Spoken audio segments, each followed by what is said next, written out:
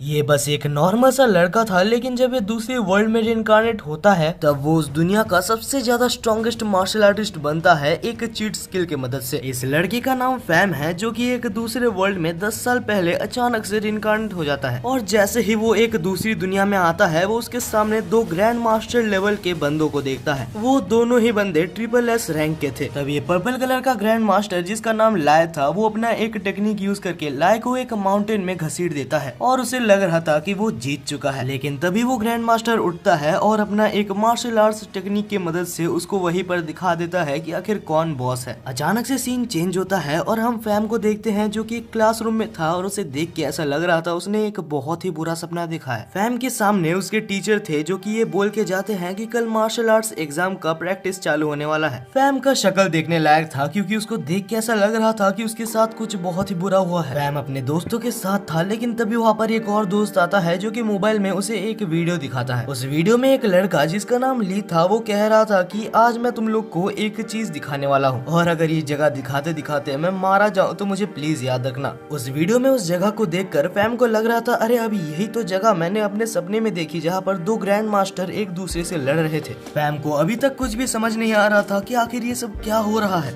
कुछ देर बाद ये सब वो इंटरनेट में सर्च करता है, जहाँ उसे पता चलता है कि एक पैरेलल वर्ल्ड में एक ऐसी दुनिया है जहाँ पर स्ट्रॉन्ग मार्शल आर्टिस्ट पूरी दुनिया को रूल करते हैं। उसे ये भी पता चलता है कि जो जितना ज्यादा स्ट्रॉन्ग मार्शल आर्टिस्ट होगा, उसकी जिंदगी उतनी ज्यादा बेटर होगी। इसका मतलब कि कल जो उसके स्कूल में मार्शल आर्ट्स का एग्जाम होने वाला है, वो कहीं ना कहीं तो रिलेटेड है। तो फैम को लगता है कि उसे इस एग्जाम में पार्टिसिपेट करना चाहिए, लेकिन उसे इस एग्जाम में पार्टिसिपेट करने के लिए 10,000 रुपए देने होंगे। और क्योंकि फैम एक दूसरी वर्ल्ड में रिइंकार्नेट हुआ है, तो उसे अभी दूसरी फैमिली भी मिली ही होगी। वो तो बस यही उम्मीद कर रहा था कि उसकी ये वाली फैमिली थोड़ी सी रिच हो, क्योंकि उसे इस एग्जाम में पार्टिसिपेट करना है। और अब कुछ देर बाद खोजते खोजते फैम अपने फैमिली के पास पहुंच जाता है, जहां पर जैसे ही वो अपने घर के अंदर घुसता है तो वो अपनी छोटी बहन को देखता है। वो एक छोटी सी बहन को अपने पास देखकर खुश हो जाता है और उसका गाल चिपने लगता है। कुछ देर बाद उसकी फैमिली एक साथ खाने बैठती है, जहाँ पर फैम अपने फादर से पूछता है, तो फादर, क्या मैं इस मार्शल आर्ट्स एग्जाम में पार्टिसिपेट कर सकता हूँ? मार्शल आर्ट्स का नाम सुनकर उसके फादर थोड़े से चुप हो जाते हैं और वहाँ से उठ के चले जाते हैं। लेकिन कुछ ही देर में उसके फादर वापस आते हैं और बहुत ही खुशी खुशी कहते हैं कि ठीक है, और उसके सामने 10,000 रुपए रख देते हैं। ऐसा नहीं है कि उसकी फैमिली बहुत ज्यादा रिच है, लेकिन इस दुनिया में फैम के फादर एक अच्छे आदमी हैं, जो कि अपने बेटे के इच्छाओं को दबा के नहीं मारते। जहां हम ये भी देखते हैं कि फैम की मदर, जो एक हाउसवाइफ थी, वो भी काम करने लगती है, ताकि वो कुछ पैसे कमा कर हेल्प कर सके फैम की मार्शल आर्ट्स में। अगले दिन सुबह जब फैम के दोस्तों को पता चलता है कि उसने 10,000 रुपए देकर मार्शल आर्ट्स में एडमिशन करवाया है, तब उसके दोस्त बोलते हैं कि तुम्हारी फैमिली ने इस पे बेकार पैसे वेस्ट किए, क्योंकि इसका कोई फायदा नहीं है। तभी हमें टीचर को दिखाया जाता है, जो कि कहता है कि एक बंदा जिसका नाम वैंग है, जो कि एक बहुत ही अच्छा मार्शल आर्टिस्ट है, वो कल हमारे स्कूल को विजिट करने वाला है और वो तुम सबको कुछ इन्फॉर्मेशन भी देगा। और उस लड़के को स्टेशन से पिकअप करने के लिए फैम को ही जाना होता है, क्योंकि उसके टीचर ने बोला था। इसके बाद हम फैम को देखते हैं अपने घर में, जो कि उदास सा बैठा था, क्योंकि ये सब काम में उसके फैमिली के बहुत सारे पैसे जा रहे थे। और तभी हम फैम के मदर को देखते हैं, जो कि 2 टाइप के पिल्स लाते हैं, जिनको ब्लड रिफाइनिंग पिल्स बोला जाता है। ये पिल्स मार्शल आर्ट्स एग्जाम में बहुत ज्यादा काम आने वाले हैं, लेकिन ये पिल्स के दाम बहुत ज्यादा है, जो की एक पिल के लिए 30,000 रुपए तक गए थे। तभी हम फैम को देखते हैं, जिसके स्टैट्स उसके सामने आ जाते हैं, जो की काफी ज्यादा लो थे, लेकिन उन पिल्स को लेने के बाद ही उसके अंदर एक बहुत ही बड़ा एनर्जी ब्लास्ट होता है। ये चीज इतनी ज्यादा एनर्जी प्रोड्यूस कर रहा था कि इसकी भनक एक क्रिमिनल को भी लग जाती है। इसको क्रिमिनल नहीं कह सकते, ये एक बहुत ही बड़ा मार्शल आर्टिस्ट है, जिसने अभी एक लड़की को कैद कर रखा है। दूसरी तरफ हमें वोंग को दिखाया जाता है, जो कि कल सुबह आने वाला था, लेकिन वो रात ही को पहुंच चुका है। और वोंग इसलिए इतनी जल्दी आया होता है ताकि वो उस क्रिमिनल को पकड़कर उस लड़की को बचा सके। दूसरी तरफ हम फैम को देखते हैं, जो काफी कंफ्यूज था और सोच रहा था कि ये मेरे साथ क्या हो रहा है। फैम को ऐसा लग रहा था कि उसकी बॉडी फिर से बन रही है, मानो उसके शरीर की एक एक मसल ग्रुप्स टूट के फिर से बन रही हो। लेकिन इतना कुछ हो जाने के बाद भी उसको बहुत ज्यादा पावर नहीं मिली थी, जिस वजह से वो सोच रहा था अगर मुझे मार्शल आर्ट सीखना है तो मुझे बहुत पैसे चाहिए होंगे। और हाँ, ये एक अच्छी बात है कि उन पिल्स को यूज कर लेने के बाद वो खत्म नहीं होते।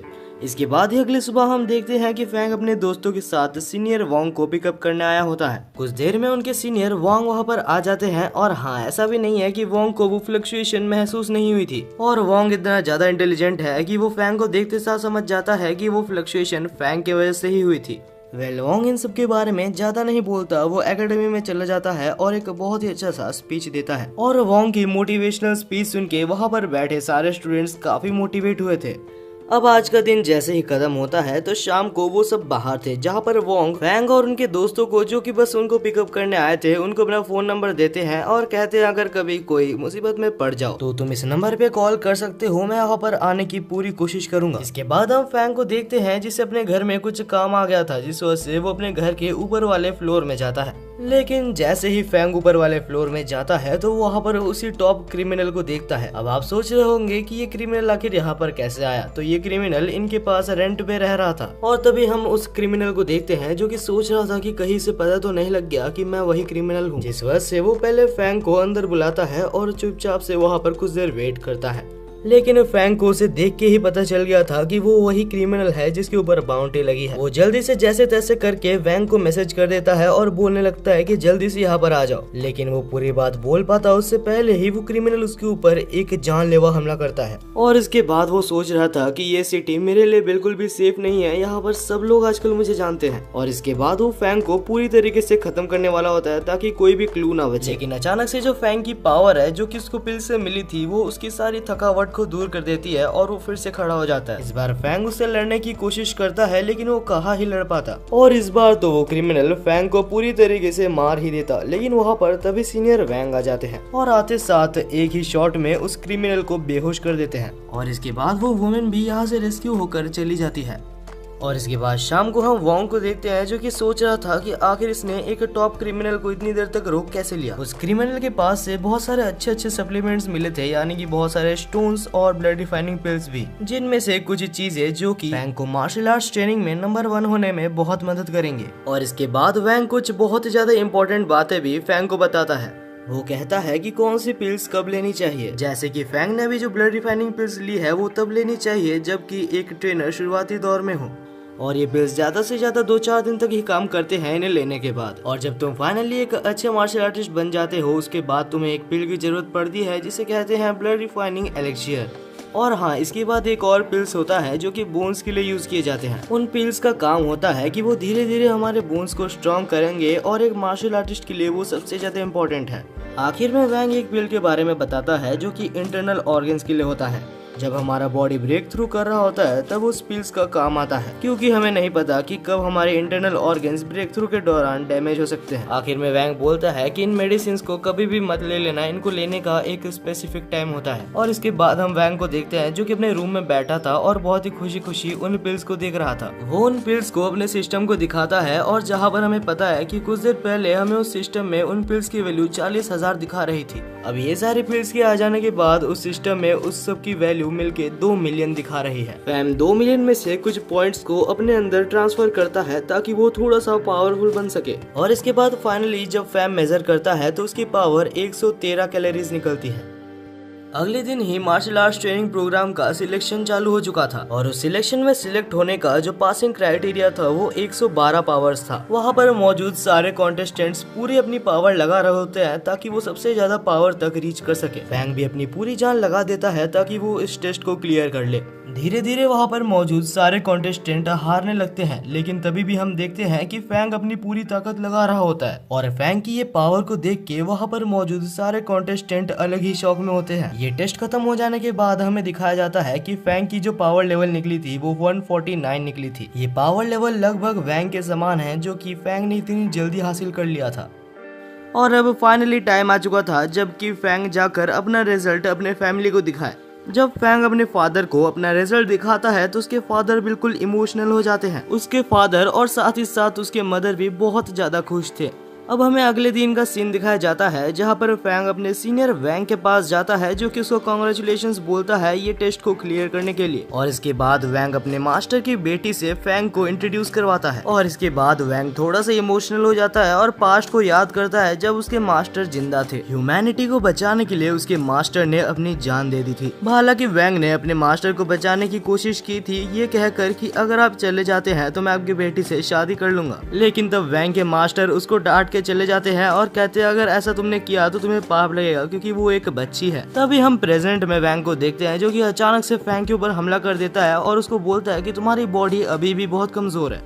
और क्योंकि अभी फैंग एक अच्छे स्कोर से पास हो चुका था तो वैंग उसको कुछ यूनिवर्सिटीज के बारे में बताता है जिसमें वो भी एडमिशन ले सकता है। उसमें से वैंग एक यूनिवर्सिटी के बारे में बताता है जिसका नाम मॉड यूनिवर्सिटी था। अब वैंग ने टोटल 4 यूनिवर्सिटीज के नाम बताए थे, लेकिन मॉड यूनिवर्सिटी एक बहुत ही अच्छा ऑप्शन है। उस यूनिवर्सिटी में लिटरली बहुत ही ज्यादा स्ट्रॉन्ग पर्सन्स आते हैं, तो वहाँ पर फैंग के लिए जो कंपटीशन होगा वो काफी ज्यादा होगा और वहाँ पर जो रिफाइनरी पिल्स मिलते हैं वो थोड़े सस्ते भी मिलते हैं। इसके बाद ही हम फैंग को देखते हैं जो कि स्टेशन में होता है और उसकी पूरी फैमिली साथ ही में वैंग उसको छोड़ने के लिए आई होती है। इसके बाद ही हम देखते हैं फैंग को जो कि फाइनली मॉड यूनिवर्सिटी के पास पहुंच चुका था और फैंग यूनिवर्सिटी के गेट को देख के ही चौंक गया था क्योंकि आखिर वो गेट कितना बड़ा था। और तभी वहाँ पर उसका एक सीनियर आता है जिसका नाम फैंकलिंग था, जो कि एक स्वॉर्ड को घुमाते हुए कहता है कि ये सच में एक बहुत ही अच्छी यूनिवर्सिटी है। और उसके बाद ही कहता है कि ये गेट हमें रिमाइंड करवाता है कि हमारी औकात जितनी भी बड़ी हो इसके सामने हमेशा छोटी रहेगी। हमें पता चलता है कि फैंकलिंग वैंग का एक राइवल है, जिस वजह से वो फैंग को भी ज्यादा अच्छे से ट्रीट नहीं करता। इसके बाद हम देखते हैं कि फैंग एडमिशन करवाने के लिए रिसेप्शन में अपना फॉर्म को उनको दिखाता है और वो रिसेप्शनिस्ट ये देख के हैरान थी कि फैंग 1 महीने के अंदर ही 2nd level of bone tempering पर पहुंच चुका है, क्योंकि बहुत टैलेंटेड पर्संस को भी ऐसे लेवल पर पहुंचने के लिए 6 महीने लग जाते हैं। जब वहाँ पर रिसेप्शनिस्ट कंफर्म होने के लिए फैंग का एक और टेस्ट करती है तो उसे पता चलता है कि वो 2nd नहीं 3rd लेवल पर पहुंच चुका है। और ये चीज सुनकर वहाँ पर मौजूद जितने जन भी थे सब लोग बहुत ज्यादा चौंक गए थे। और क्योंकि फैंग अभी एक बहुत ही अच्छे लेवल पर था तो जो जितनी अच्छे लेवल पर होगा उसको उतनी ज्यादा रिस्पेक्ट मिलती है, तो वहाँ पर रहने के लिए उसे एक बहुत ही ज्यादा लग्जरियस होटल भी दिया जाता है। फैंग को उसके होटल तक पहुँचाने के लिए वहाँ पर उसकी एक सीनियर यून उसको होटल तक पहुँचाने में हेल्प करती है। रास्ते में उसकी सीनियर यून उससे कहती है कि ये कॉलेज सच में एक बहुत ही अच्छा कॉलेज है, यहाँ तुम्हें सब कुछ बहुत ज्यादा लग्जरियस देखने के लिए मिलेगा, क्योंकि तुम्हें यहाँ पर हर समय अपना माइंड को बहुत ही ज्यादा कूल रखना होगा, क्योंकि मार्शल आर्ट्स में स्ट्रॉन्ग बनना बहुत ज्यादा पेशेंस और धीरे धीरे बहुत ज्यादा थकावट भरा काम होता है। वेल कुछ भी हो, यहाँ पर फैंग अपना लग्जरियस होटल देखकर बहुत ही ज्यादा खुश था। तभी पड़ोस में रहने वाला एक स्टूडेंट जिसका नाम चोंग था वो उससे मिलने आता है और कहता है कि फैंग तुम्हारा यहाँ पर स्वागत है। और इसके बाद चोंग कहता है कि तुम्हारा मास्टर वैंग जब यहाँ पर पहली बार एडमिशन लिया था तो मैंने सुना है कि उसने सब जन को एक ही दिन में हरा दिया था। वो सच में एक बहुत ज्यादा स्ट्रॉन्ग मार्शल आर्टिस्ट है और मैं ये भी एग्री करता हूँ कि तुम तो अभी मेरे से ज्यादा ही स्ट्रॉन्ग हो, क्योंकि मैंने सुना कि तुम अभी 3rd बोन टेम्परिंग लेवल पर हो और जहाँ पर मैं तो बस 1 लेवल का मार्शल आर्टिस्ट हूँ। अब ये सब बातें खत्म हो जाने के बाद ये सब मिलकर एक फील्ड में जाते हैं, क्योंकि उस फील्ड में अभी सबको बुलाया गया था ताकि वो लोग मीटिंग कर सके। फैंग और उसके दोस्त तो टाइम पर पहुंच जाते हैं, लेकिन जो लोग टाइम के बाद आते हैं वहाँ पर उनको घुसने नहीं दिया जाता, जिस वजह से वो लोग कंप्लेन करने लगते हैं और कहते हैं कि हम लोग बस 2 मिनट ही तो लेट हुए थे। लेकिन तभी वहाँ पर टीचर आ जाते हैं जो कि अपना ऑरा को रिलीज करते हैं, जिससे कि सब लोग बिल्कुल चुप हो जाते हैं। टीचर बहुत ही गुस्से में और बिल्कुल सीरियसली कहता है कि जो लोग लेट हो गए हैं वो लोग यहाँ पर एंटर नहीं कर सकते। मॉड एकेडमी एक बहुत ही स्ट्रिक्ट एकेडमी है और हम सब तुमसे ये उम्मीद करते हैं कि तुम लोग डिसिप्लिन में रहोगे। और इसके बाद टीचर बोलते हैं कि जो जो लोग लेट हो गए हैं उनके 20 क्रेडिट पॉइंट्स हम लोग माइनस कर लेंगे। अगर आपको आइडिया नहीं है तो 1 क्रेडिट पॉइंट का दाम बाहर की दुनिया में 30,000 रुपए है और एक न्यू कमर को एकेडमी में बस 50 क्रेडिट पॉइंट्स ही दिया जाता है। और ये सुन के वहाँ पर जो लोग लेट हुए थे सब लोग बहुत ज्यादा पैनिक करने लगते हैं। तभी यहाँ पर धीरे धीरे सारे टीचर्स आ जाते हैं और एक से एक टीचर बढ़कर थे। आने के बाद वहाँ पर सारे टीचर्स मिलकर अपना ऑरा को रिलीज करते हैं, जिससे कि वहाँ पर बैठे जितने भी लोग थे सब लोग पीछे चले जाते हैं। लेकिन हमारा फैंग इस चीज को एक चैलेंज की तरह लेता है और वहाँ पर अपना पावर को रिलीज करते हुए वहीं पर डटे रहने की कोशिश करता है। ये देखकर वहाँ पर टीचर्स इम्प्रेस होते हैं और कहते हैं कि तुम अभी तक एक मार्शल आर्टिस्ट भी नहीं बने, फिर भी तुम बहुत स्ट्रॉन्ग हो। और हम देखते हैं इसके बाद वहाँ के हेड मास्टर को, जो कि आता है और वो एक 8th लेवल का मार्शल आर्टिस्ट था। उसका ऑरा वहाँ पर मौजूद सारे लोगों से बिल्कुल ही डिफरेंट था। तब वहाँ पर जो सबसे पहला टीचर था वो कहता है कि तुम सबको एक सबसे हाई ग्रेड का ब्लड रिफाइनिंग पिल दिया जाएगा और साथ ही साथ कुछ देर में तुम लोगों का ट्रेनिंग भी हम लोग चालू करने वाले हैं। ट्रेनिंग सेक्टर में टोटल 9 फ्लोर्स है, लेकिन तुम जैसे बिगिनर्स को सिर्फ 4th फ्लोर तक ही जाने का इजाजत है। इस बिल्डिंग में मौजूद हर फ्लोर एक अलग अलग चीज को स्पेसिफाई करती है, जिससे कि तुम्हें मदद मिलेगी एक अच्छा मार्शल आर्टिस्ट बनने में। कंपटीशन का मेन रूल यही होता है कि जो जिस फ्लोर में एंड में रहेगा उससे उसी कॉलेज में असाइन कर दिया जाएगा। यानी कि बेसिकली यहाँ पर लोगों को एक दूसरे से लड़कर ऊपर जाना है, जिससे कि उसको एक अच्छा कॉलेज और अच्छा लाइफस्टाइल मिल सके। हमें ये भी बताया जाता है कि हर फ्लोर में ज्यादा से ज्यादा 400 लोग ही रह सकते हैं और अगर टाइम खत्म होने के बाद कोई दूसरे फ्लोर में आता है तो उसे वहीं पर एलिमिनेट कर दिया जाएगा और साथ ही साथ उसके 30 क्रेडिट पॉइंट भी ले लिए जाएंगे। अब इसका मतलब यही है कि जो जितना ऊपर जा सकता है उसको उतना अच्छा कॉलेज मिलेगा। अगले सीन में हम देखते हैं वो सभी को बिल्डिंग के अंदर, जहाँ पर फैंग बोलता है कि तो ठीक है, फाइटिंग चालू हो चुकी है और मैं तुम्हें मिलता हूँ 4th फ्लोर में। ये सुन के डोंग बोलता है कि अरे भाई कहाँ भाग रहा है, मेरे को तो लेके जा। हम देखते हैं फैंग जब ऊपर जाने की कोशिश कर रहा था तो उसके सामने बहुत जन आते हैं, लेकिन फैंग के लिए वो कोई बड़ी चुनौती नहीं थी। वो इतने ज्यादा वीक थे कि फैंग को लग रहा था कि इनको कोई क्लास 2 का बच्चा भी हरा सकता है। ऊपर जाते जाते वो सोच रहा था कहीं यहाँ पर फैंग ने मेरे को कोई गलत इंस्टीट्यूशन तो नहीं बता दिया, क्योंकि उसने बोला था कि यहाँ पर बहुत कॉम्पिटिटिव लोग मिलते हैं, लेकिन वहाँ पर 1-2 को छोड़कर कोई भी सीरियस नहीं लग रहा था जो कि सच में मार्शल आर्ट सीखना चाहता हो। दूसरी तरफ हम डोंग को देखते हैं जो कि अच्छा खासा लड़ रहा था, लेकिन तभी वहाँ पर एक मोटा आता है जो कि उसके पैर को खाने लगता है। अगले सीन में हमें एक लड़के को दिखाया जाता है जो कि सबसे पहला था, जो कि 4th फ्लोर में पहुंचा था। नहीं पता क्यों, लेकिन वहाँ पर फैंगलिंग भी था जो कि वहाँ पर उसको देखकर मुस्कुरा रहा था। करीबन 1500 स्टूडेंट्स में से 100 या 200 बंदे ही होते हैं जो कि 4th फ्लोर तक पहुँच पाते हैं। हमें पता है कि एक फ्लोर में ज्यादा से ज्यादा 400 लोग ही रह सकते हैं और धीरे धीरे 4th फ्लोर भी भर रहा था और अभी तक फैंग वहाँ पर नहीं पहुँचा था। लेकिन जैसे ही वहाँ पर डोंग आता है उसके 5 मिनट के अंदर ही फैंग भी वहाँ पर आ जाता है। फैंग 4th फ्लोर पर पहुँच तो गया था, लेकिन वो काफी डिसअपॉइंटेड और बहुत ज्यादा गुस्सा था। वो वहाँ पर आते साथ जोर से सबको बोलता है कि मैं इस इंस्टीट्यूशन में बस इसीलिए आया था ताकि मेरे को हाई कंपटीशन मिल सके, लेकिन मैं देख रहा हूँ कि यहाँ पर सब लोग बिल्कुल कमजोर और 1 नंबर के गधे हैं। ये सुनकर वहाँ पर मौजूद सारे लोग बहुत ज्यादा गुस्सा हो जाते हैं और फैंग को एक घमंडी पागल बुलाने लगते हैं। ये सब देखकर वहाँ पर प्रिंसिपल बहुत ज्यादा दुखी था और सोच रहा था इस साल कोई अच्छा बंदा आया ही नहीं है। और तब प्रिंसिपल वहाँ पर अनाउंस करता है कि आधे घंटे के अंदर जो भी फैंग को हरा देगा उसे 1 क्रेडिट पॉइंट मिलेगा। बस एक रीजन मिल गया उन लोग को फैंग को मारने के लिए। अब 1 क्रेडिट पॉइंट के चक्कर में वहाँ पर सब लोग मिलकर फैंग के ऊपर हमला करने लगते हैं। लेकिन गाइस ये मत भूलना कि हमारा फैंग उसके मास्टर वैंग के लेवल पर पहुंच चुका है। तब फैंग और डोंग मिलकर वहाँ पर मौजूद सब लोग को बहुत बुरी तरीके से हरा देते हैं। लेकिन तभी वहाँ पर हमें एक पिंक हेयर वाली लड़की दिखाई जाती है जो कि अचानक से फैंग के ऊपर हमला करती है। जैसे वो दिख रही है उसके ऊपर मत जाना, क्योंकि उसने वैंग को बहुत अच्छी टक्कर दी थी। लेकिन आखिर में फैंग उसको ब्लॉक कर लेता है एक दूसरे आदमी के फेस की मदद से। लेकिन तभी वहाँ पर एक लड़की जिसके बाल ब्लू थे वो एक प्लान बनाती है जिससे कि फैंग और डोंग अलग अलग हो जाते हैं और फैंग को सब लोग घेर लेते हैं। जहाँ पर वो ब्लू वाली लड़की कहती है कि अब तुम क्या करोगे, और उसके बाद वो सारे मिलकर फैंग के ऊपर हमला कर देते हैं। फैंग बहुत ही मुश्किल से सबको एक साथ मैनेज कर रहा था, जहाँ पर वो ब्लू वाली लड़की दूसरी तरफ डोंग के ऊपर हमला कर देती है और क्योंकि डोंग तो आराम कर रहा था जिस वजह से वो आराम से डोंग को हरा देती है। दूसरी तरफ हम रिसेप्शन में बैठे हुए टीचर्स को देखते हैं जो कि ये देख रहे थे कि आखिर फैंग एक नॉर्मल सा लड़का इतना ज्यादा ताकतवर हुआ कैसे, क्योंकि उसके फैमिली बैकग्राउंड में भी ऐसा कोई है नहीं जो कि उसको ताकतवर बना सके। दूसरी तरफ हम डोंग को देखते हैं जो बहुत बुरी तरीके से हार गया था और यहाँ पर फैंग को तो बहुत मुश्किलें हो रही थी क्योंकि लगभग 20 से 25 लोग उसके ऊपर एक साथ हमला कर रहे थे और फैंग सबके सामने सिस्टम का यूज भी नहीं कर सकता, जिस वजह से वो एक छोटा सा पिल खा लेता है जिससे कि उसे थोड़ी सी एनर्जी मिल जाती है। और जैसे ही फैंग को एनर्जी मिलता है तो वो हवा में उड़ने लगता है, जिसके साथ ही वह टाइमर भी खत्म हो जाता है। जिस टाइम के अंदर फैंग को हराने के लिए बोला गया था वो टाइम अभी खत्म हो चुका है, जिस वजह से फैंग को विनर डिक्लेयर कर दिया जाता है। जहाँ पर प्रिंसिपल सबको कहता है कि ये बेइज्जती याद रखना, क्योंकि इतने टाइम में भी तुम लोग एक मार्शल आर्टिस्ट को भी नहीं हरा सकते। और अभी वहाँ पर मौजूद जितने भी स्टूडेंट्स क्वालिफाई हुए थे सबको ये मौका दिया जाता है कि वो लोग अपने अपने टीचर को चुने। अगले दिन सुबह हम सारे लोगों को देखते हैं जो कि अपने अपने टीचर को चुन रहे थे। हम फैंग को देखते हैं जिसे कि समझ नहीं आ रहा था कि आखिर उसे कौन से टीचर के पास जाना चाहिए। तभी फैंग का ध्यान एक टीचर जिसका नाम एंड्रयू है उसकी तरफ जाता है और वो टीचर बस चाहती है कि उनके पास ज्यादा से ज्यादा 20 स्टूडेंट्स हैं जिनको वो अच्छे से ट्रेन कर सके।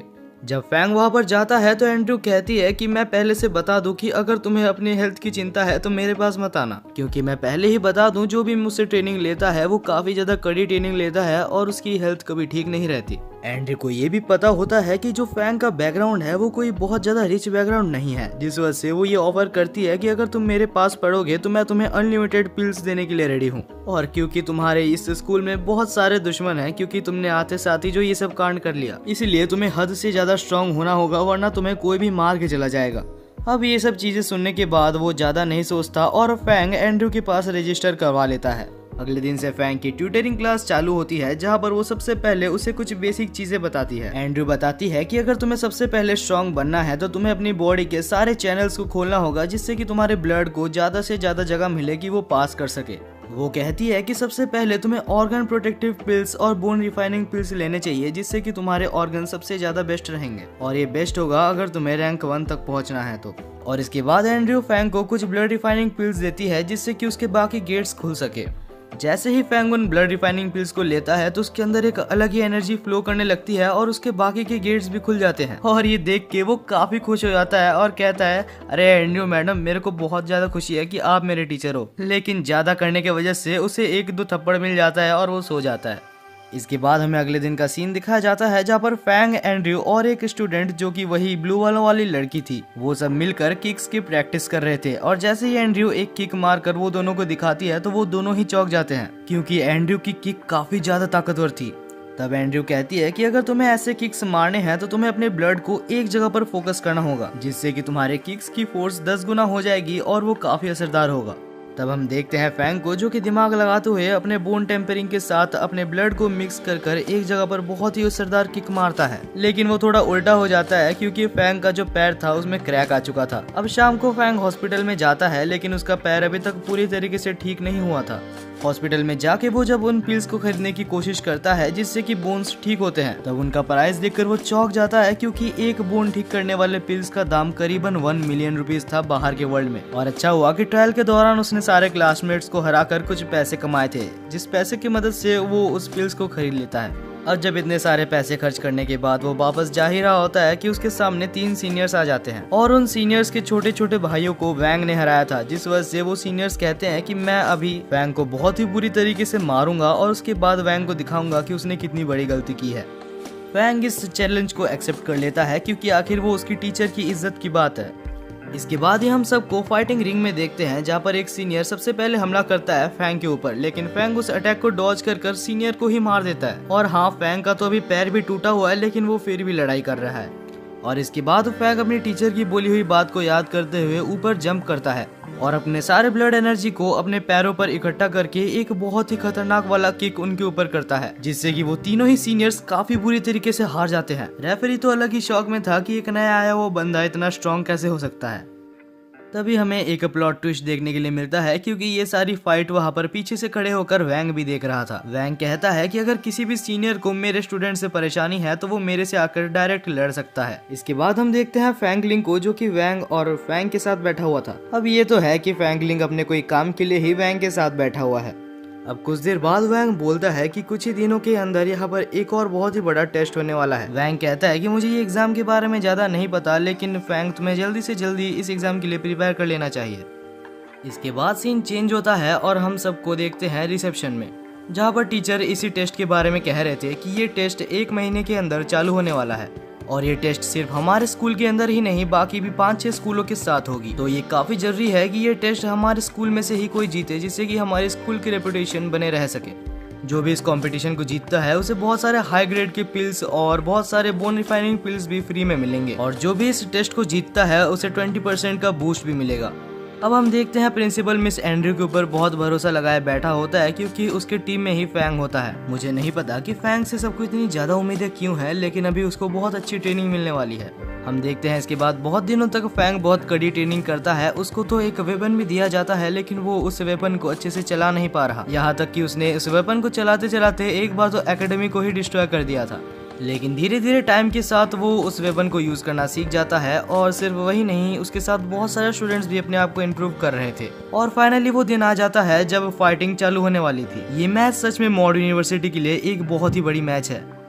अब इस कंपटीशन को मजेदार बनाने के लिए वहाँ पर वो होस्ट आता है, जो कि अपना नाम ल्यूक बताता है। और तब ल्यूक कहता है कि ये कोई नॉर्मल टूर्नामेंट नहीं है, तो क्राउड्स प्लीज तुम लोग शांति से बैठना, क्योंकि एक बहुत ही इंटेंस मैच होने वाला है। और यहाँ पर फैंग की छोटी बहन भी आई होती है, जो कि फैंग को चीयर करने वाली थी। अगले सीन में हम फैंग की छोटी बहन और उसके कुछ दोस्त को देखते हैं, जो कि उसके पास आते हैं। उसकी छोटी बहन को देखकर फैंग काफी ज्यादा खुश था, और वो बोलता है कि अभी मुझे कुछ भी कर इसे जीतना होगा।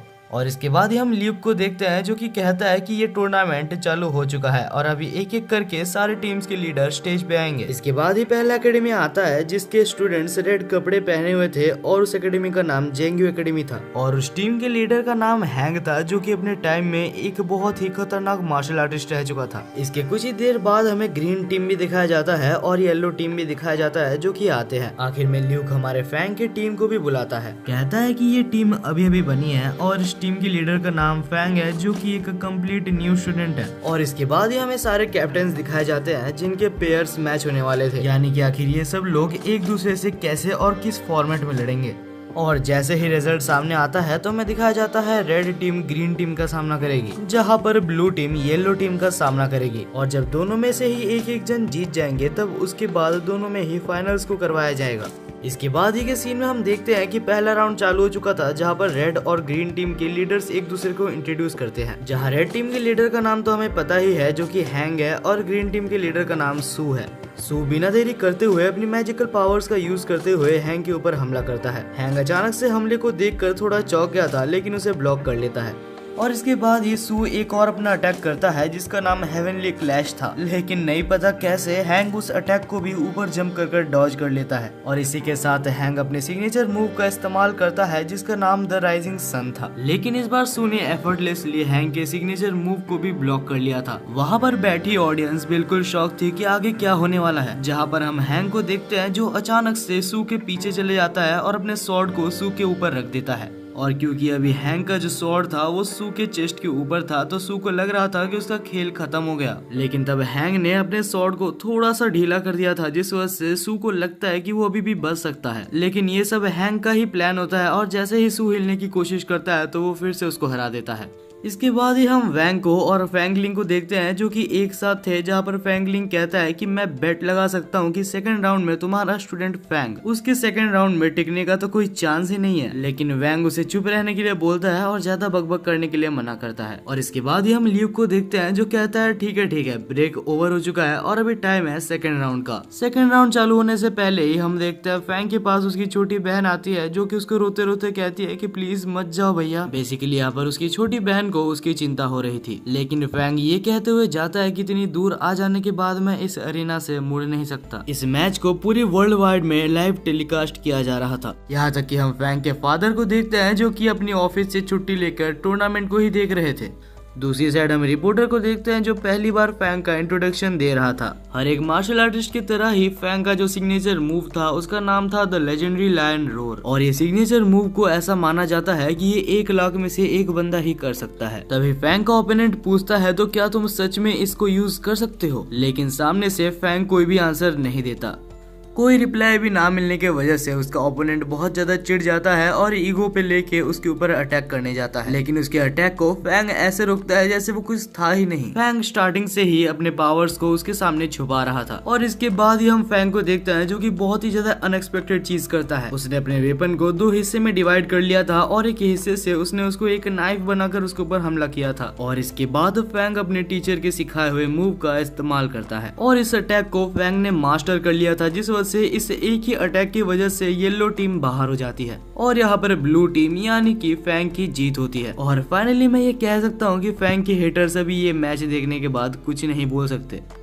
हमें पता चलता है कि इसके बाद का मैच भी फैंग ही लड़ने वाला है क्योंकि अभी तक उसका मैच खत्म नहीं हुआ।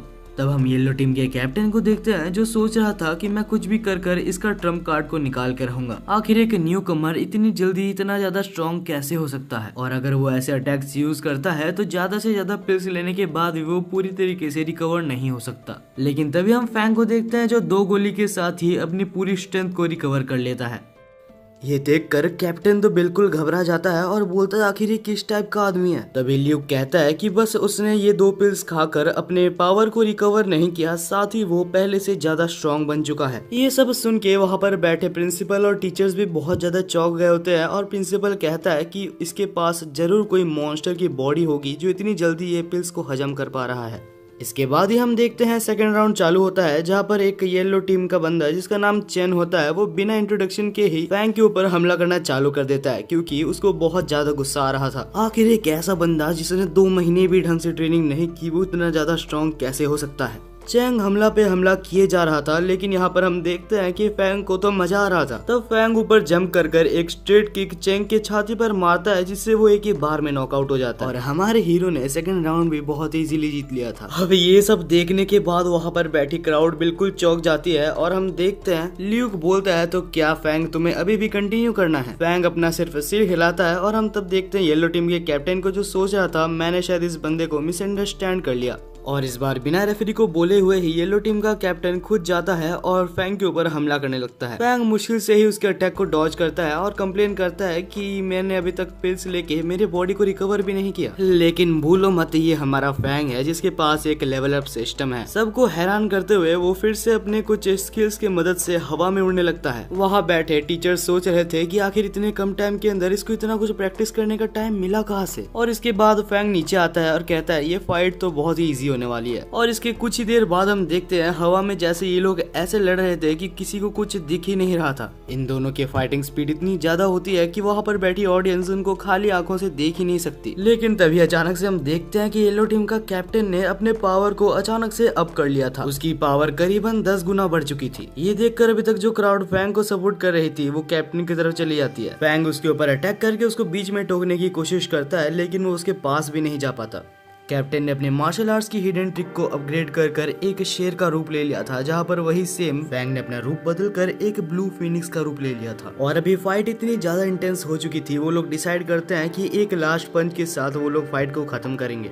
थोड़ा सा रिकवर हो जाने के बाद दोनों ही पूरी अपनी ताकत से एक दूसरे के ऊपर पंच करते हैं और आखिर में हम देखते हैं फैंग को, जो कि खड़ा था क्योंकि कैप्टन की ब्लड एनर्जी पूरी तरीके से डाउन हो चुकी थी। मुश्किल से ही सही, लेकिन टोटल मिलाकर फैंग ने अभी 3 राउंड जिता दिया था और यहीं पर आज का कंपटीशन खत्म होता है।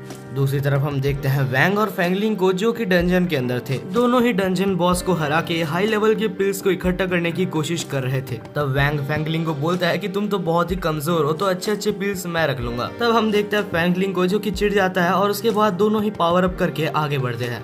इसके बाद हमें दूसरा दिन दिखाया जाता है, जहां पर फिर से कंपटीशन चालू होने ही वाला था। यहाँ पर हमें बताया जाता है कल के मैच में से बेस्ट परफॉर्मेंस में से एक नाम फैंग का भी होता है, और हो भी क्यों ना, आखिर उसने एक ही लाइन में 3 जन को हरा दिया। लेकिन अभी फैंग के सामने एक बहुत ही बड़ी प्रॉब्लम थी, क्योंकि उसने इतना अच्छा खेला था तो उसको हाई लेवल के बंदों के साथ पेयर कर दिया गया है। प्रॉब्लम ये नहीं थी कि उसको हाई लेवल बंदों के साथ पेयर किया है, प्रॉब्लम ये थी कि उसको खुद के टीचर के साथ ही अगले मैच में लड़ना पड़ेगा। फैंग फटाफट रेस्ट रूम में जाता है और उसके टीचर, जिसके साथ उसकी फाइट होने वाली थी और उसका नाम जिंगडू था, फैंग कहता है कि मेरे को मेरे सीनियर से लड़ाई नहीं करनी।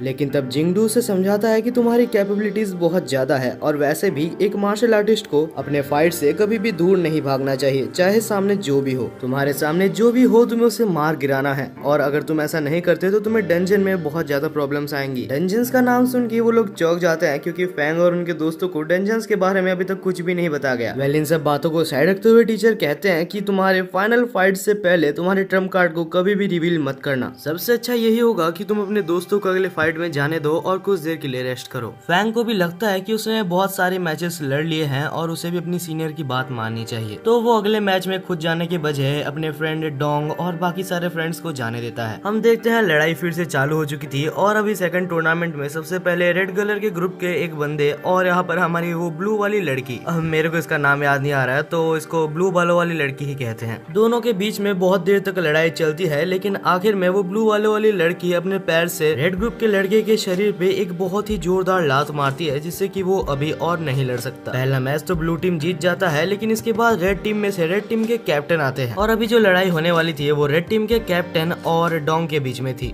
फाइट जैसे ही चालू होती है तो डोंग कैप्टन के ऊपर हमला कर देता है, लेकिन कैप्टन वो एक रीजन की वजह से है, क्योंकि रेड टीम के कैप्टन ने डोंग के हमले को बहुत ही इजीली ब्लॉक कर लिया था, और उसके बाद उस पर अपना स्पेशल हमला करने ही वाला था, और डोंग के पास कोई भी चारा नहीं था कि वो उस अटैक को रोक सके। वो अटैक लगने के बाद डोंग हार जाता है, लेकिन वो बिल्कुल भी डिमोटिवेट नहीं होता, क्योंकि उसको पता है कि उसका दोस्त फैंग सब कुछ संभाल लेगा। इसके बाद भी रेड टीम का कैप्टन रुकता नहीं है, और वो बोलता है कि एक और कॉन्टेस्टेंट को लाओ, जहाँ पर इस बार ब्लू टीम से चैंग नाम की लड़की आती है। चैंग ने आते साथ कैप्टन के ऊपर हमला करना चालू कर दिया था, लेकिन कैप्टन ने उस अटैक को डॉज कर लिया था। इसके बाद हम देखते हैं कैप्टन को, जो कि उसके ऊपर हमला करता है, लेकिन चैंग ने उस अटैक को डॉज कर लिया था। तभी चैंग अचानक से एक रॉड की मदद से उसके ऊपर फिर से हमला करता है, और इस बार चैंग ने बिल्कुल एक रॉड को उसके सीने पर घुसा दिया था। चैंग भले ही हार जाती है लेकिन वो बिल्कुल भी दुखी नहीं है, क्योंकि वहाँ पर बैठी ऑडियंस और बाकी सारे उसके टीममेट्स उसको सपोर्ट कर रहे थे। वो कह रहे थे कि भले ही तुम हार गई लेकिन तुमने अपना बेस्ट दिया है और पूरी कोशिश की है। तो अभी हम दूसरी साइड देखते हैं वैंग और फैंकलिंग को, जो कि बहुत तेजी से भाग रहे थे। उनको एक बहुत ही अच्छा ब्लड नर्चरिंग पिल तो मिला था, लेकिन उनका पीछा कर रहे थे 5th लेवल के मार्शल आर्टिस्ट, और वो बहुत सारे थे जिस वजह से वो दोनों उनको मिलकर नहीं हरा सकते। तब वैंग मजबूरन में वो पिल को छोड़ देता है। सीन फिर से अरीना में शिफ्ट होता है। यहाँ पर ब्लू टीम पूरी कोशिश कर रही थी ताकि वो जीत पाए, लेकिन रेड टीम के कैप्टन के बदले में जो बंदा आया था वो बहुत ही ज्यादा स्ट्रांग था और उसने 2 मिनट से भी कम टाइम के अंदर में ही ब्लू टीम के एक बंदे को हरा भी दिया था। इस तरीके से फाइनल्स में पहुंचना फैंग की टीम के लिए मुश्किल होता जा रहा था। फैंग को हम देखते हैं जो कि काफी ज्यादा गुस्सा में था और सोच रहा था आखिर मैं अभी क्या करूं, लेकिन आखिर में कुछ राउंड्स ब्लू टीम भी जीतती है, जिस वजह से वो लोग फाइनली फाइनल्स में सिलेक्ट हो जाते हैं। फैंग की टीम ने फाइनल्स में अपना जगह तो बना लिया था, लेकिन फैंग की टीम में से ज्यादा बंदे बहुत ज्यादा इंजोर्ड थे। तभी वहाँ पर टीचर आते हैं और सबको बोलते हैं कि बिल्कुल भी डिमोटिवेट मत हो, और साथ ही फैंग वहाँ पर सबको मोटिवेट करने के लिए कुछ अच्छी बातें बोलता है जिससे कि वो लोग फिर से मोटिवेट होते हैं। तभी वहाँ पर एक स्टूडेंट टीचर को पूछता है तो फाइनल्स के लिए जो 3 बच्चे जाने वाले हैं आखिर वो कौन कौन है। टीचर ने बोला था कि ये डिसीजन तुम्हारे लीडर फैंग का होगा। ज्यादातर सारे बंदे इंजोर्ड थे। तभी वहाँ पर एक लड़की हाथ उठाती है और कहती है फैंग अगर तुम चाहो तो मैं लड़ सकती हूँ, लेकिन उसकी टीचर उसके बारे में थोड़ी सी कंसर्न थी क्योंकि वो बहुत ज्यादा जेंटल है। दूसरी तरफ हम सोशल मीडिया में देखते हैं जहाँ पर फाइनल टूर्नामेंट के बारे में हर जगह पर हाइप बनी हुई थी। इसके बाद फाइनली वो दिन था जहाँ पर फाइनल टूर्नामेंट चालू हो चुका था और हम देखते हैं दोनों मार्शल आर्टिस्ट को जो कि बॉक्सर्स थे। फैंग की टीम से जो बंदा आया था उसका नाम जिनवू था। अब ये सोलो लेवलिंग वाला जिनवू तो नहीं है, लेकिन ये जिनवू भी काफी ज्यादा पावरफुल था क्योंकि उसकी जो स्पेशलिटी थी वो स्पीड और एजिलिटी थी, और उसी की मदद से उसने बहुत अच्छे अच्छे स्ट्राइक्स उसके ओपोनेंट पे लैंड करने में कामयाब रहा था। टूर्नामेंट की हालत से ऐसा लग रहा था कि जिनवू जीतने ही वाला है, लेकिन तभी अचानक से ओपोनेंट लेवल अप करता है और एक ही सेकंड के अंदर उसको हरा देता है, और उसके बाद स्टाइल से कहता है कि मैं सेकंड राउंड के लिए भी इधर ही रुकने वाला हूँ। और तब सेकंड राउंड के लिए फैंग ने उसी लड़की को भेजा था और उस लड़की का नाम हमें चेन बताया जाता है। वो आकर कहती है कि मैं तुम्हें हरा दूंगी, जिस वजह से तुम्हें पहले से ही सरेंडर कर देना चाहिए। लेकिन ओपोनेंट उसे अंडर एस्टिमेट करता है, सोचता है कि ये एक नाजुक सी लड़की है, और अपने मैजिक की मदद से एक फायर पंच चेन के ऊपर यूज करता है, जिससे कि वो यहाँ पर ही नॉकआउट हो जाती है। जैसे ही ल्यूक बोलने वाला था कि ब्लू टीम हार चुकी है, तभी एक बहुत ही अनएक्सपेक्टेड चीज होता है। चेन अचानक से उठने लगती है क्योंकि उसकी रिवाइवल पिल उसको फिर से ताकत दे रही थी। चेन तो वापस रिकवर हो चुकी थी, लेकिन उसको ओपोनेंट बेहोश हो गया था क्योंकि उसने बहुत ज्यादा मैजिक यूज कर लिया था, जिस वजह से अभी एक राउंड दोनों ही टीम के हो चुके हैं। और इसके बाद ये रेड टीम के एक वन ऑफ द स्ट्रॉन्गेस्ट बंदे को वहाँ पर बुलाया जाता है, जो कि आते साथ चेन के ऊपर पंचेस की बारिश कर देता है। लेकिन चेन भी अभी अपने आप को होल्ड बैक नहीं करती और अपना एक स्पेशल मूव को यहाँ पर ट्राई करती है। वो मूव सच में इतना ज्यादा ताकतवर था कि उसका हर एक अटैक जाकर उसके ऊपर लग रहा था कि रेड टीम हारने वाली है। लेकिन तभी वो बंदा चेन का पैर पकड़कर उसको नीचे पटक देता है, और इस बार वो बंदा एक ऐसा मूव यूज करता है जो कि उसकी फैमिली की ट्रेजर है। अगर ये मूव चेन को लग जाता तो हो सकता था चेन वहाँ पर मारी जाती, लेकिन सही टाइम पर फैंग वहाँ पर आके उस अटैक को रोक देता है। और इसके बाद फैंग उसको दिखाता है कि उसे लग भी कैसे रहा था कि वो ये टूर्नामेंट जीत सकता है, क्योंकि 2 मिनट के अंदर अंदर ही फैंग ने उसको बहुत बुरी तरीके से हरा दिया था। और अभी जो बैटल होने वाला है वो फाइनली 2 टीम लीडर्स के बीच में है। रेड टीम कैप्टन हैंग वहाँ पर बिना इंट्रोडक्शन के ही फैंग के ऊपर अटैक करना चालू कर देता है, और फैंग तभी वहाँ पर अपना एक स्पेशल मूव यूज करता है, ब्लड ब्रस्ट फ्रेंजी। लेकिन तब हैंग भी उस अटैक को रोक देता है अपने ही एक मूव के द्वारा, जिसने कि फैंग के अटैक को मिड एयर में ही रोक दिया था। तभी हम देखते हैं फैंग को जो कि फिर से एक अटैक करने जाता है, लेकिन तभी हैंग उसके पीछे आकर एक डंडे से उसके सिर पर बहुत जोर से मारता है, जिससे कि फैंग को बहुत ज्यादा जोर से लगता है और उसको बहुत सारी इंजरीज भी होती है। लेकिन वो चुपचाप से कुछ पिल्स खाकर अपने सिस्टम की मदद से बहुत जल्दी रिकवर हो जाता है, और अब वो फिर से रेडी है फाइट बैक करने के लिए। दूसरी तरफ हम वैंग और फैंगलिंग को देखते हैं जो कि हॉस्पिटल के बेड में थे, और वहाँ पर टीवी में यही शो को देखते हुए कहते हैं कि 2 पिल्स के साथ आखिर फैंग इतनी जल्दी रिकवर कैसे हो रहा है। वापस बैटलफील्ड में हम हैंग शू को देखते हैं जो बहुत सारे अटैक्स यहाँ पर फैंग के ऊपर कर चुका था। फैंग उस अटैक को डॉज नहीं कर पाता और वो नीचे गिर जाता है।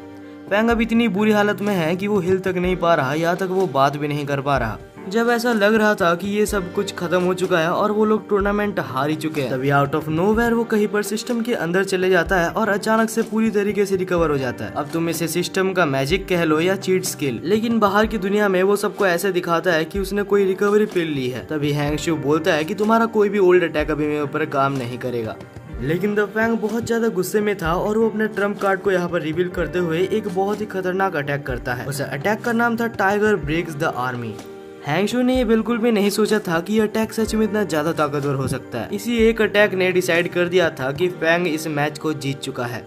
इसी के साथ टूर्नामेंट का पहला पार्ट खत्म होता है और ल्यूक बोलता है कि पार्ट 2 बहुत ही जल्दी आने वाला है। फैंग को ये समझ आ चुका था कि आखिर सिस्टम के साथ भी ये सब कितना ज्यादा हार्ड है, जिस वजह से अभी वो सिस्टम पे रिलाय करना कम कर देता है और खुद से बहुत ज्यादा मेहनत करने लगता है ताकि वो बहुत ज्यादा स्ट्रांग हो सके। कुछ देर बाद हम देखते हैं फैंग और उसके दोस्तों को जो कि जा रहे थे, तभी वहाँ पर उनके सामने बहुत सारे दोस्त आते हैं जो कि फाइनली रिकवर हो चुके थे और वो लोग बहुत ज्यादा खुश थे और फैंग को कांग्रेचुलेशंस बोलते हैं। और उसके कुछ देर बाद वहाँ पर मिले हुए दोस्त सबको अलविदा कहकर अपने अपने घर चले जाते हैं, जहाँ पर फाइनली फैंग भी अपने घर में जाने के लिए ट्रेन में बैठा हुआ था। फैंग न्यूज़पेपर पढ़ते पढ़ते कहता है कि मैंने इस मैच पे 2nd नंबर पर रैंक किया है। तभी वहाँ पर डोंग कहता है कि अगर तुम चाहो तो 1st नंबर पे भी आ सकते हो, बस तुम्हें वैंग को हराना पड़ेगा। फैंग पूरे जोश में था और कहता है कि मैं अपने बड़े भाई को हराने के लिए कुछ भी कर सकता हूँ। तभी शाम को हम देखते हैं कि एक बहुत ही प्यारा मोमेंट के साथ फैंग फाइनली अपने फादर और मदर के पास जाता है। अब इसके बाद हमें अगली सुबह दिखाई जाती है, जहाँ बहुत आराम से और खुशी खुशी फैंग उठता है, क्योंकि आखिरकार वो उसका खुद का घर था जहाँ पर वो इतनी दिन बाद सो रहा है। वो हमें बताता है कि इतने दिन फाइट करने से उसका सिस्टम लेवल अप तो हुआ है, लेकिन इसके पीछे उसे 10 मिलियन रुपए खर्च करने पड़े और अब तो हद ही हो गई, क्योंकि नेक्स्ट अपग्रेडेशन के लिए वो उसका सिस्टम उसको 100 मिलियन रुपीज मांग रहा है। जैसे ही फैंग बाहर आता है तो वहाँ पर अचानक से एक ब्लैक गाड़ी आकर रुकती है, जहाँ से एक ऑफिसर निकल कर उसको बोलता है, सर फैंग पिंग, आपके लिए एक बहुत ही बड़ा ऑफर है कि आपने इतना अच्छा खेला और मॉड इंस्टीट्यूट का नाम रोशन किया है, तो उनकी तरफ से हम आपको एक नया घर गिफ्ट करना चाहते हैं। फैंग तो ये सुनकर अलग ही शौक में था और सोचा था, अरे वाह, ये तो बहुत बढ़िया बात है। वो सारे फॉर्मेलिटीज पूरा करता है और ये अश्योर करता है कि ये एक लीगल वे में हो रहा है। और इसके बाद फाइनली फैंग अपने डैड और अपने मदर और साथ ही अपने छोटे सिस्टर को भी अपने नए घर में ले जाता है। वो नया घर सच में इतना बड़ा और इतना अच्छा था कि उसको देखकर उसके मॉम एंड डैड को तो ये विश्वास ही नहीं हो रहा था। लेकिन फिर फैंग बोलता है कि चिंता मत करो, ये बिल्कुल लीगल वे से मिला हुआ है। और ये सुनने के बाद सबसे पहले तो उसकी छोटी बहन अपना रूम सेलेक्ट करने के लिए चली जाती है। इसके कुछ ही दिन बाद ही न्यू ईयर भी आ चुका था, जहाँ सब लोग न्यू ईयर सेलिब्रेट कर रहे थे। फैंग भी अपने दोस्तों के साथ बैठा था और बोल रहा था कि मैं 2nd रैंक पे आया था। तभी फैंग को एक दोस्त का कॉल आता है, जो कि उसका पुराना दोस्त था, जो कि उसे एक फैमिली डिनर पर इनवाइट कर रहा था। फैंग अपने दोस्तों का चेहरा देख के कहता है, चिंता मत करो, मैं तुम लोग को भी साथ लेके चलूंगा। और कुछ देर बाद फैंग और उसके दोस्त वहाँ पर पहुंच जाते हैं, जहाँ पर उन्हें बुलाया गया था। वहाँ का एंट्रेंस देख के लग रहा था कि ये कुछ अलग सा ही जगह है। बेसिकली वहाँ का जो ऑरा था वो थोड़ा सा डिस्टर्बिंग था। तभी अचानक पास में से एक लड़का गुजरता है, जिसके अंदर बहुत ज्यादा ईगो था। नहीं पता क्यों, लेकिन उस लड़के ने यहाँ पर फैंग और उसके दोस्तों को कुछ न कुछ बोल के तो गया था। और तभी फाइनली वहाँ पर वैंग आ जाता है, जो कि आके फैंग को कहता है, बहुत बढ़िया, तुमने बहुत ही अच्छा खेला और तुम्हारा यहाँ पर स्वागत है। वैंग कहता है, तुम्हें नहीं पता होगा, लेकिन इस एकेडमी के स्टूडेंट्स काफी ज्यादा घमंडी है। और वैसे भी मैं तुमसे यही बोलने वाला था कि फैंग, तुमने जैसे परफॉर्मेंस अपने उस मॉड एकेडमी में दिखाई थी, वैसे ही मैं तुम्हें कुछ रिक्वेस्ट करना चाहता हूँ, तुम यहाँ पर भी कुछ स्टूडेंट्स को अपनी औकात दिखा दो। लेकिन फैंग का टूर्नामेंट तो अभी अभी खत्म हुआ था, जिस वजह से वो उसको मना करने की कोशिश करता है कि नहीं, मुझे लड़ाई तो नहीं करनी।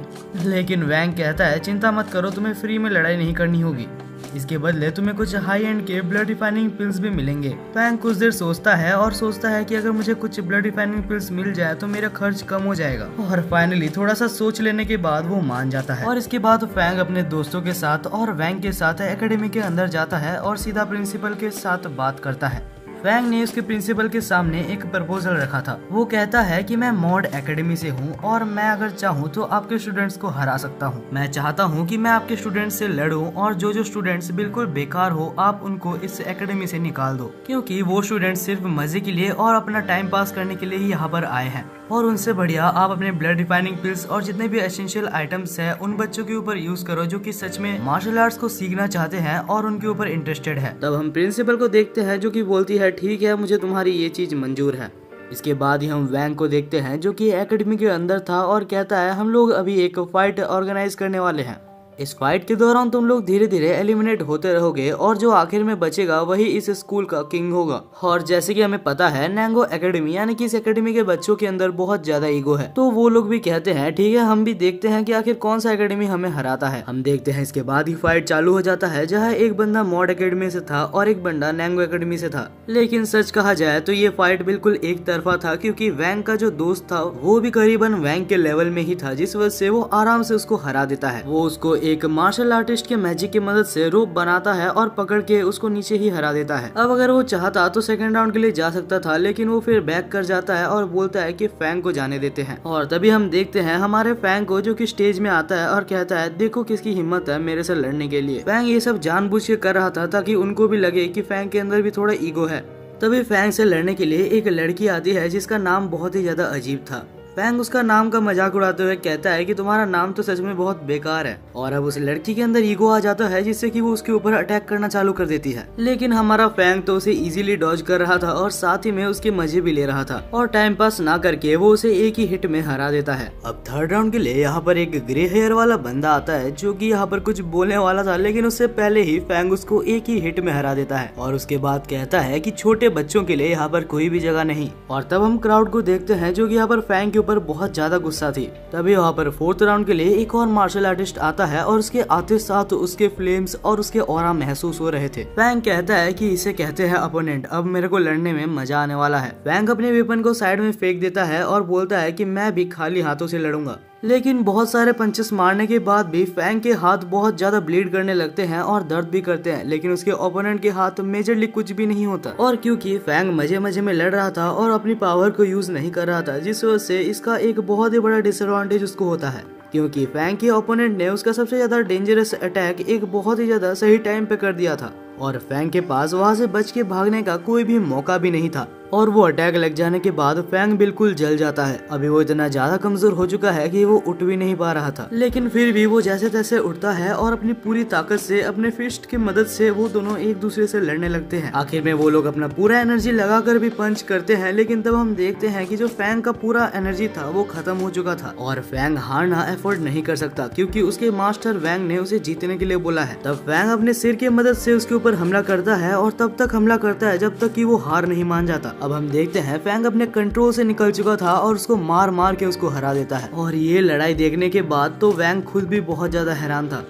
तब वैंग फैंग को रुकता है और स्टेज में जाके कहता है अगर किसी के अंदर हिम्मत है तो वो अभी भी फैंग को चैलेंज कर सकता है। लेकिन फैंग की पागलपंती देखने के बाद वहाँ पर कोई भी नहीं जाना चाहता, जिसको देखकर वैंग कहता है अगर तुम्हारे अंदर बस इतना ही हिम्मत थी तो तुम लोग इतना ईगो किस बात का दिखा रहे थे। और फाइनली उस एकेडमी के बच्चों को समझ आता है कि उन्हें अभी भी बहुत कुछ सीखना है। इसके अगले दिन हम देखते हैं फैंग को जो कि चल रहा था, जहाँ अचानक से टीचर लू उसको बोलती है कि तुम्हारे साथ मुझे एक बहुत ही जरूरी काम है, याद से मेरे ऑफिस में आ जाना। फैंग को समझ नहीं आता कि आखिर टीचर लू को उसके साथ क्या काम होगा, लेकिन जैसे ही वो एकेडमी के अंदर एंटर करता है तो वो तभी यहाँ पर फैंगलिंग को देखता है जो कि एक बंदे को पीट रहा था। बेसिकली ये एक टेस्ट मैच चल रहा था अपने पावर को टेस्ट करने के लिए। तभी फैंगलिंग कहता है तो फैंग तुम्हें भी मुझे पीटना है क्या, तुम इधर आ सकते हो। लेकिन तभी टीचर लू उसको एक ही मुक्के में उड़ा देती है। और इसके बाद हम फैंग को देखते हैं जो टीचर लू के साथ जा रहा था, जहाँ पर टीचर लू उसे कुछ इंपॉर्टेंट चीजें बताती है।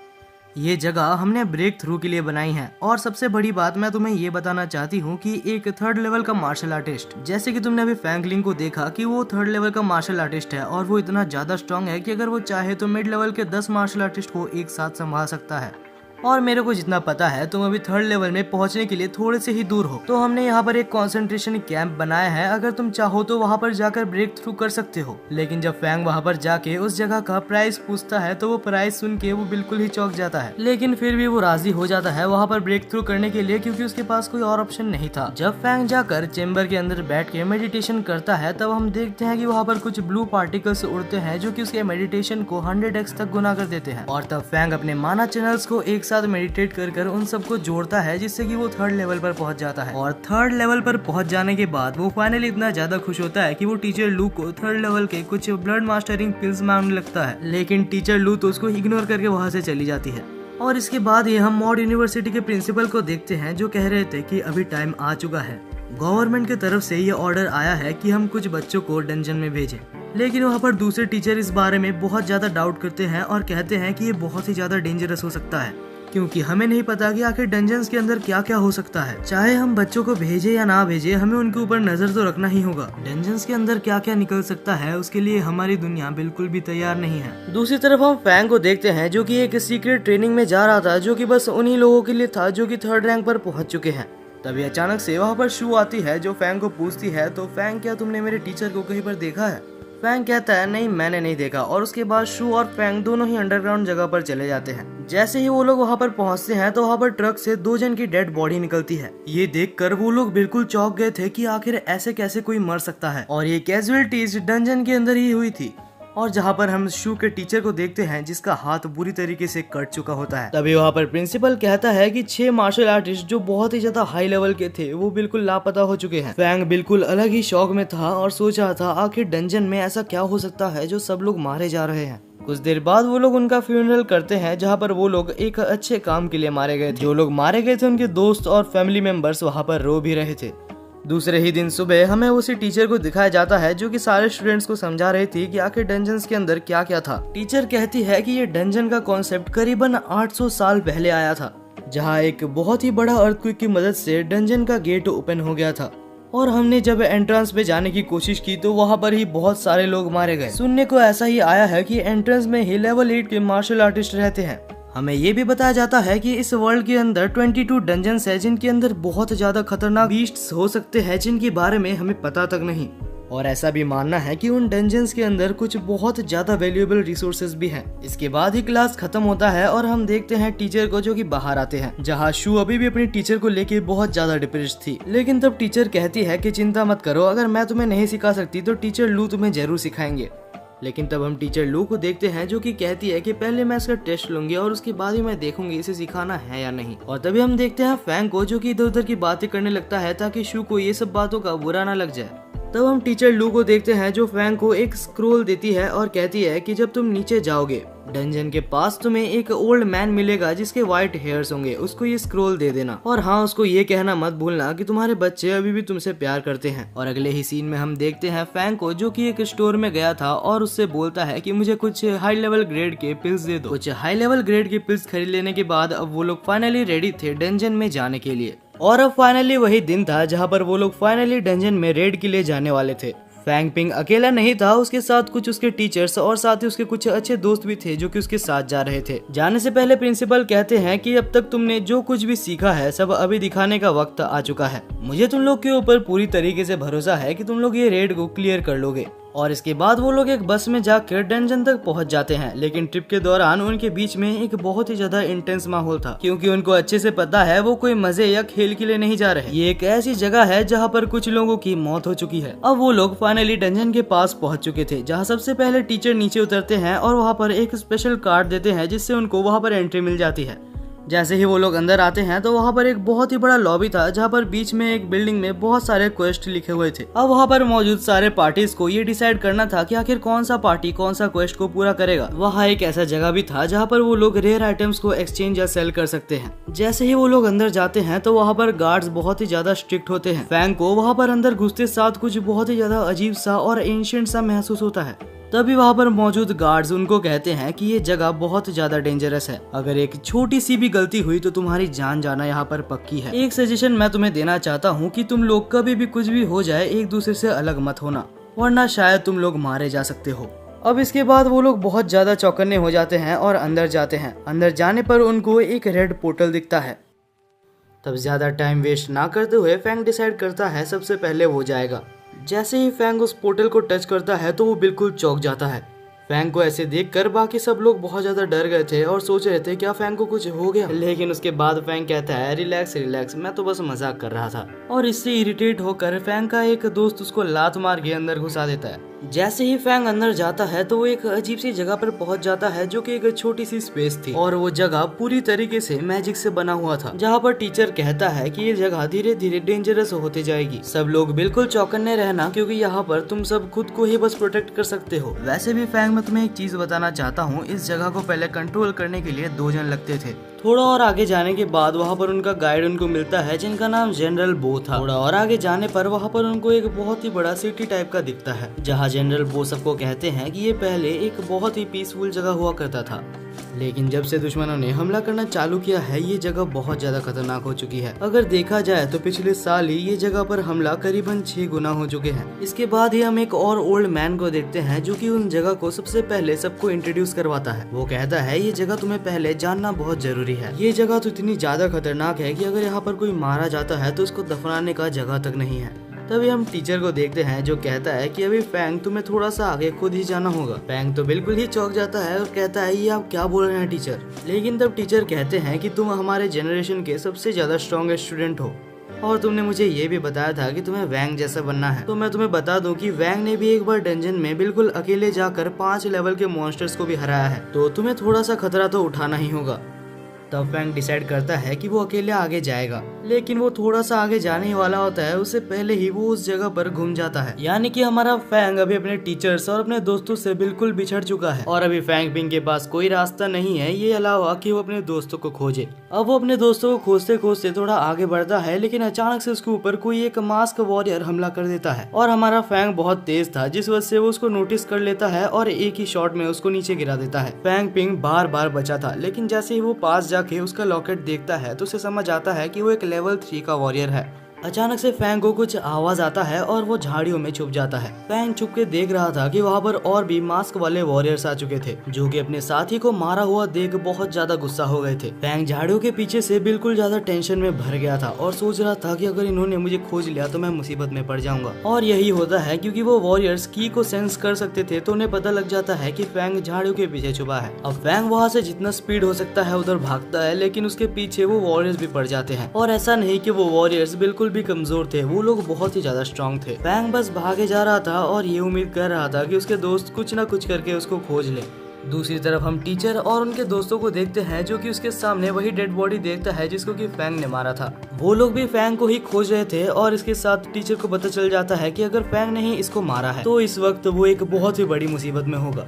दूसरी तरफ हम फैंग को देखते हैं जो कि अभी भी भागे जा रहा था और एक खुली जगह पर आ जाता है और अचानक से फैंग के सामने एक येलो कलर का शेर टाइप का दिखने वाला बहुत ही बड़ा क्रिएचर आ जाता है। ये पीछे वॉरियर्स कम नहीं थे कि यहाँ पर एक शेर आ चुका है। फैंग को तो लग रहा था बस आज उसका जिंदगी यहीं पर खत्म होने वाला है, लेकिन तभी हम देखते हैं कि वो शेर जो कि वहाँ पर पीछे जितने भी वॉरियर्स थे सबको एक ही बार में हरा के मार देता है। और उसके बाद वो शेर फैंग के पास जाता है और उसको घूरने लगता है मारने के लिए, लेकिन कुछ देर में फैंग रियलाइज करता है कि वो शेर उसको नहीं घूर रहा, वहाँ पर मौजूद उसके एक मैजिकल स्टोन को घूर रहा है। तब फैंग टाइम वेस्ट ना करते हुए अपने पास से उस मैजिकल स्टोन को निकाल के दूर फेंक देता है, जिससे कि वो क्रिएचर भी उसी के पीछे चले जाता है। और टाइम देखते हुए फैंग वहाँ से जितनी स्पीड में भाग सकता है उतनी स्पीड में भागता है। सोच रहा था कि यहाँ के क्रिएचर्स तो काफी बुद्धू हैं, लेकिन तभी अचानक से फैंग के पैर वहाँ पर जम जाते हैं क्योंकि उस शेर टाइप के देखने वाले क्रिएचर ने उसको पकड़ लिया था। और अब वो क्रिएचर फैंग को पकड़ के उसके अंदर से उसकी सारी वाइटल एनर्जी और उसकी सारी की को एब्जॉर्ब करने लगता है, जिससे कि धीरे धीरे फैंग यहाँ पर कमजोर होने लगता है। लेकिन क्योंकि फैंग के पास तो एक सिस्टम है जिस वजह से उसकी जो की थी वो नॉर्मल बंदे से बहुत ज्यादा थी, जिस वजह से वो क्रिएचर भी काफी ज्यादा हैरान था कि ये की आखिर खत्म क्यों नहीं हो रहा।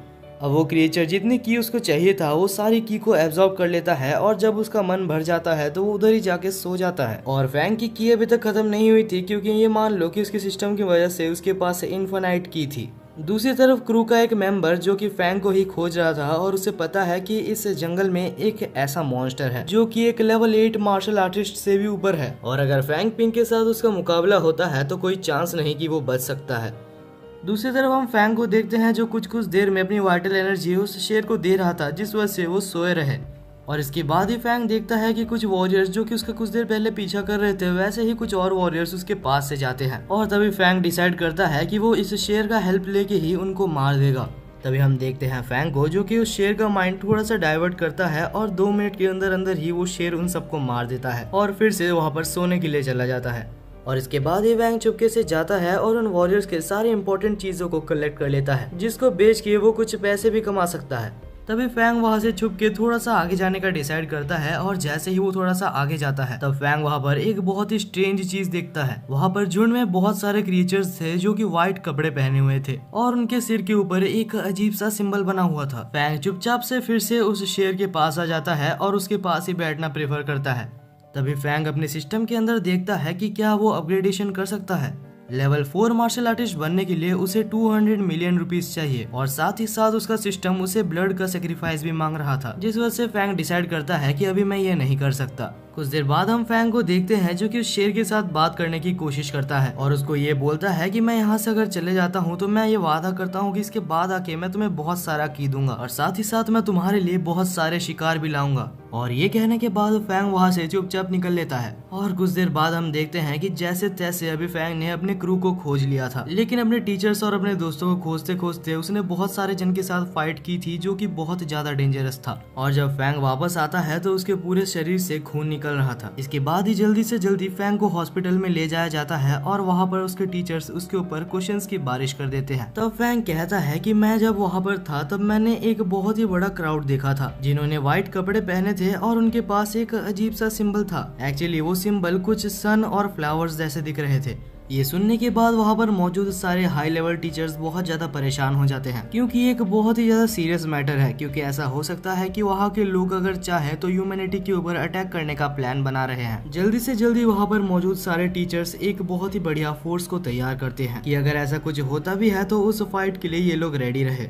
दूसरी तरफ हम फैंग के दोस्तों को देखते हैं जो कह रहे थे अगर ऐसा कुछ होता है तो हम लोग संभाल लेंगे, लेकिन फैंग ऐसा कुछ भी नहीं सोच रहा था क्योंकि उसे पता है कि वहाँ के लेवल कितने ज्यादा हाई है और ये कोई प्रैक्टिस मैच भी नहीं है कि अगर कोई मारा जाता है तो उसको बचाया जा सकता है। लेकिन फैंग ऐसा नहीं है कि वो बस ऐसे ही हार मान जाए। वो टीचर से कुछ हाई लेवल के पिल्स मांगता है और इस बार टीचर मना नहीं करती। उन पिल्स के साथ वो थोड़ा सा रिकवर करता है और डिसाइड करता है कि उसे कुछ भी करके वैंग के लेवल तक पहुंचना होगा। तभी वहाँ पर एक और एलाई एक बहुत ही ज्यादा स्ट्रॉन्ग वेपन लेके आता है जो कि फैंग को मिलती है क्योंकि फैंग ने अभी वहाँ पर अंदर जाके बहुत से लोगों को मारा है और वो वेपन अभी फैंग को बहुत हेल्प कर सकती है वहाँ पर जाके लड़ने के लिए। दूसरी तरफ हम सोल्जर्स और टीचर्स को देखते हैं जो कि बिल्कुल रेडी हो चुके हैं अपने अपने वेपन को लेके। अगले ही पल हम फैंग को देखते हैं जो कि अकेले बैठ के थोड़ा सा मेडिटेट कर रहा था ताकि वो अपने सिस्टम की मदद से थोड़ा सा रिकवर हो सके और अपनी पावर को बूस्ट कर सके। इसके बाद ही हम फैंग को देखते हैं जो बाहर जाता है जहां उसको फैंगलिंग मिलता है जो कि इस मैच के लिए काफी ज्यादा एक्साइटेड था क्योंकि वो भी लेवल 4 में पहुंचने ही वाला था। अब मैच में जाने से पहले सारे स्टूडेंट्स को लेके समझाया जाता है कि ये एक बहुत ही ज्यादा डेंजरस मिशन होने वाला है जहां सारे स्टूडेंट्स को सोल्जर्स की बात माननी होगी और उनके हिसाब से चलना होगा। और अब फाइनली वो लोग बैटल फील्ड में उतर चुके थे जहाँ सबसे एलाइड टीचर्स ये कंफर्म करते हैं कि अभी तक वो लोगों ने सबसे ज्यादा स्ट्रॉन्गेस्ट वॉरियर्स को नहीं भेजा है। हमारे सामने जो एनिमीज है अभी वो सिर्फ 3rd लेवल या 4th लेवल के ही है। और वहाँ पर मौजूद एलाइड टीचर्स ऑर्डर देते हैं कि चलो फाइट को चालू करते हैं। फाइट चालू होते साथ वहाँ पर ऐसा लग रहा था कि बिल्कुल धरती कांप रही है। फैंग ने और डोंग ने मिलके अपना एक टीम बना लिया था और दोनों मिलके यहाँ पर बहुत अच्छा परफॉर्म कर रहे थे। धीरे धीरे वहाँ पर मौजूद सारे एनिमीज को वो लोग मार रहे थे, लेकिन तभी वहाँ पर एक 5th लेवल का एनिमी आता है जो कि बहुत ज्यादा स्ट्रॉन्ग था। उसके आते साथ मानो की फेवर बिल्कुल ही बदल गया था। फैंग और डोंग ने डिसाइड किया कि वो जाके उसको खत्म करेंगे, लेकिन तभी हम फैंगलिंग को देखते हैं जो बिना कुछ सोचे उसके ऊपर जंप कर देता है और कुछ देर लड़ने के बाद फैंगलिंग अपना बड़ा सा स्वॉर्ड उसके पेट के अंदर घुसा देता है और उसे मार डालता है। अब इस चीज का फायदा उठाते हुए वहाँ पर मौजूद सारे सोल्जर्स उनके ऊपर कैनन को लॉन्च कर देते हैं जिससे कि धीरे धीरे ह्यूमैनिटी की टीम जीतते जा रही थी।